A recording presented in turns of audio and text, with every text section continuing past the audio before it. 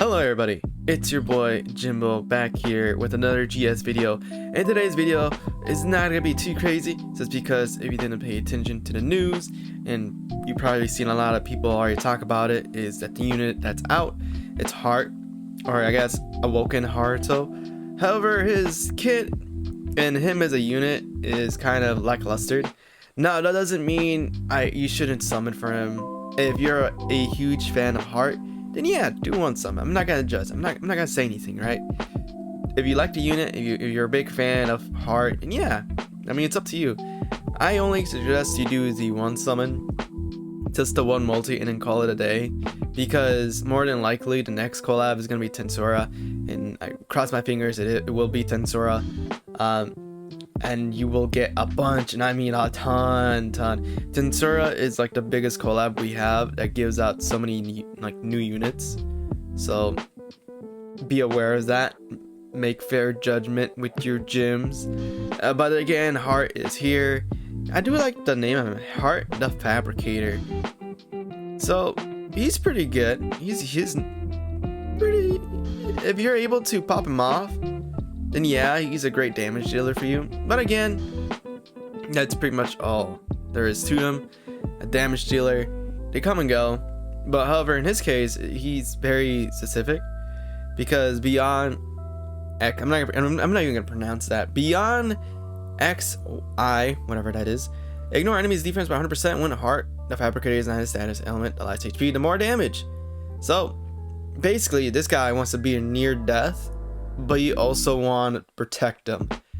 Now, if you don't have like any of the good mitigation or taunt tanks, for example, Shiro, Kurisame, Beta, if you don't have any of those three, or just in general, any of the old Awoken taunt tanks, for example, Sandstone, or even like the Great Lord of Thetis, then you're gonna struggle with this guy, because he really wants to be in there near death to do the most damage, but you also don't want to lose the unit during battle.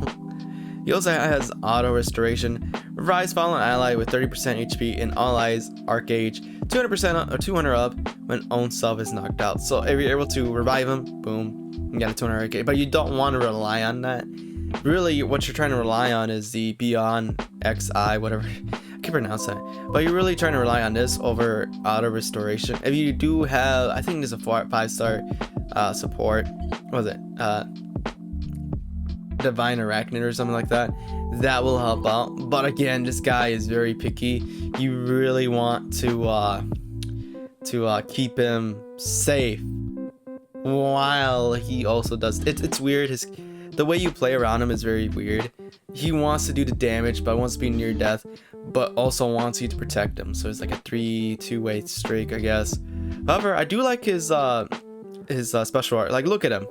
That is crazy. That is so cool. I love that special art. That special art, if you do pull him, if you're able to buy this, oh my god, this thing is crazy. It's awesome.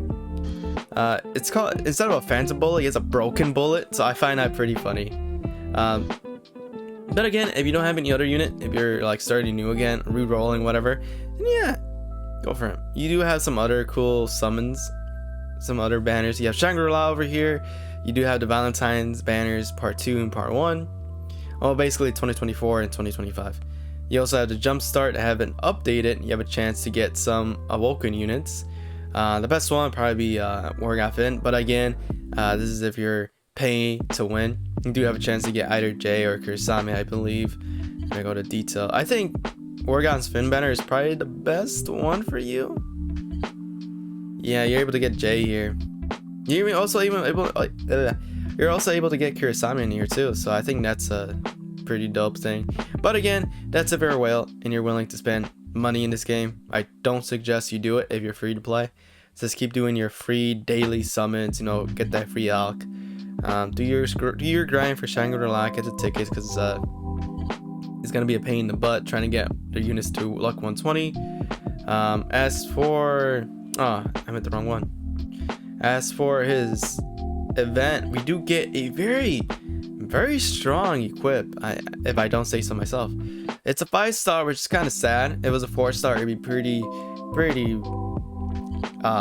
helpful for a lot of players. But it's a 5-star support, so not much I can really say there.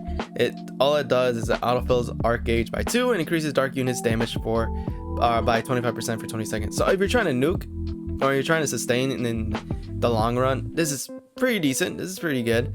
I suggest you farm maybe like 1 or 2. Again, the skill or the ability is just defense up, defense 5% up. So it's not the best, but overall it's a pretty, I'd say it's just a one of. Also, don't forget to farm everything, you know, get the LB, get the luck gems. As you can see, I'm pretty broke. Get the potions, you know, just farm the event. And I believe, if I'm not mistaken, the Shangri-La got a reset, if I'm not wrong. Yeah, they got reset, so there's a lot more grinding for everybody to do, right? Shangri-La got reset, so I highly suggest you farm that. And we also have the light units, or the light ruins, well, basically luminous ruin, shadow ruin. So you have a couple events out right now, and we do have the daily quest, and I highly suggest that any new player do this. It's once a day, so it doesn't kill you, right? It's not hard. It shouldn't be hard, but you really want to do it just because you get some good rewards. Obviously, you get these for the first time clear. In the second clear, you get these, but you really just want to, because you could get LB stones and some other things too. Awoken Soul is probably the best one. And the way you want to do this is basically, I'm just gonna give an example. Oh, it's right here. This is my example right now. You want luck 120s, the highest luck unit you have. You want to slap that bad boy in, and anybody else that follows through, you want to slap him in your team, and just complete the daily.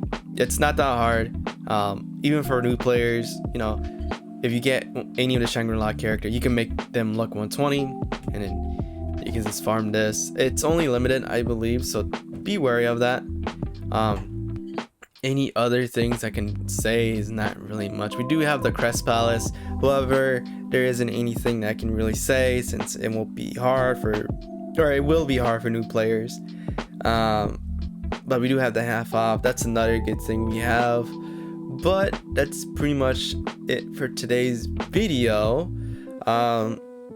Again, if you want to do a single summon, be my guest. I'm not gonna say anything, but that's about it.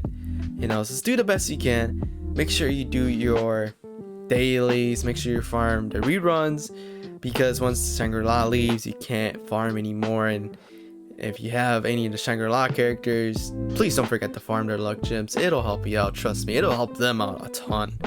And that's pretty much it. Hope you guys enjoyed this video.